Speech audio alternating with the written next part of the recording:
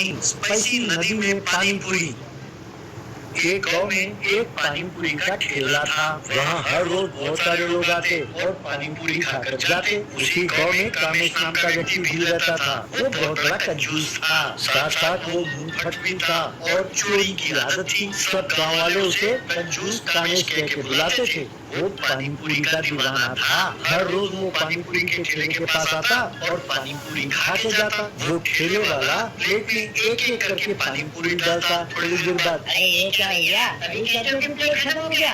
तुमने पूरी कहाँ दिए? तुमने गलत हिसाब लगाया है। मेरे और 4 पानी पूरी बनते हैं। तब ठेले वाला, सच्चा नाश हो तेरा। अरे हर रोज आके परेशान करते हो भैया आप। अब ये लो खाओ और चलते बनाओ। क्या कर उसको पानी पूरी डालता। खा के जब पैसे देने की बारी आती तो रोते हुए देता था।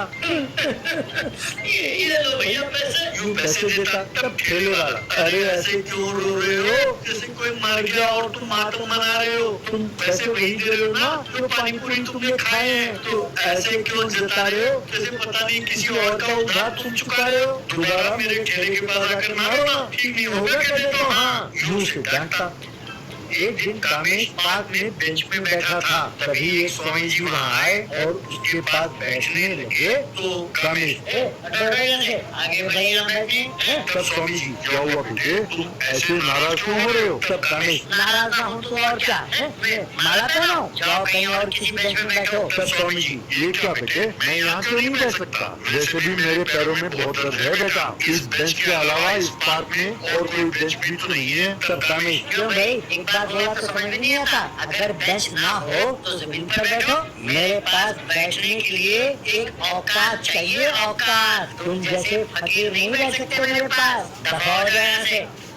स्वामी जी, गलत बोल रहे हो बेटा। मैं तुम्हारे घर आकर तुम्हारे पास नहीं बैठा हूँ। ये पार्क है, सार्वजनिक स्थान। यहाँ कोई भी किसी के भी पास बैठ सकता है। कामेश गुस्से में उठा और स्वामी जी को धकेलते हुए, ना जैसे दूसरों को उपदेश देते हो मुझे देना बंद करो। अब दफा हो जाए यहाँ से। तब स्वामी जी, मैं बेकार की बातें कर रहा हूँ। बेकार की बातें तुम कर रहे हो बेटा। अगर ऐसी हरकत करते रहे तो गाँव वाले सचमुच तुम्हें पागल समझेंगे और लोग तो क्या करना से चला गया। तब कामेश, अरे लोग मुझे क्यों पागल कहेंगे? पगले साधु। हंसने लगा। एक दिन वो जंगल में जा रहा था कि तभी उसे एक तालाब दिखाई दिया। वो तालाब हरे रंग का था और उसमें पानी पूरी तैर रहे थे और एकदम ताजा पुदीना की खुशबू उसके नाक को छूने लगी। ये देखकर कामेश दंग रह गया। अरे ये क्या? लगता है ये पानी पूरी वाला तालाब है। वाह वाह, मैं वाकई बहुत खुशकिस्मत हूँ। कहकर वो तालाब में उतरकर पानी पूरी खाने लगा। बाद में घर लौटकर उसने घर वालों को ये बात बताई। तब बाप क्या कहा बेटे? तालाब में पानी पूरी तैर रहे थे, तुमने वो पानी पूरी खाए? तुम पागल हो गए हो क्या बेटे? फिर माँ, बेटी ये क्या पागल की जैसे बातें कर रही हो? तब उसे गुस्सा आया। कहने लगा, पागल मैं नहीं, पागल तुम सब हो। आप सब चलो मेरे साथ, मैं दिखाता हूँ कि मैं सच कह रहा हूँ या झूठ। वो अपने माँ बाप को लेकर उस तालाब के पास आया। वहाँ उन्हें एक साधारण तालाब दिखाई दिया। उसमें कुछ सूखे हुए पत्ते तैर रहे थे, पर कामेश को वो पानी पूरी की तरह नजर आ रहे थे। कामेश, देखा, अब तो यकीन हो गया ना? देखो वो पुदीने वाला पानी कितने हरे रंग का है। तैरते हुए पानी पूरी नजर आ रहे हैं कि नहीं? तब उसके माँ बाप ने एक दूसरे को देखा। कामेश, क्या अब भी आप दोनों को यकीन नहीं हुआ? तो जरा ठहरो। कहकर वो पानी में उतरकर सूखे हुए पत्ते खाने लगा। देखा पानी पूरी कितना स्वादिष्ट है। आप दोनों क्यों खड़े हो? आ जाओ, आप भी खाओ। यूं चिल्लाते हुए सूखे पत्ते खाने लगा। तब बाप, अरे पगले, सूखे पत्ते खा रहे हो और वो पानी पूरी वाला पानी नहीं है, सादा पानी है। पहले तुम कंजूस तो थे ही, अब तुम पागल भी हो गए। चलो चलो, अपनी पत्नी के साथ चला गया।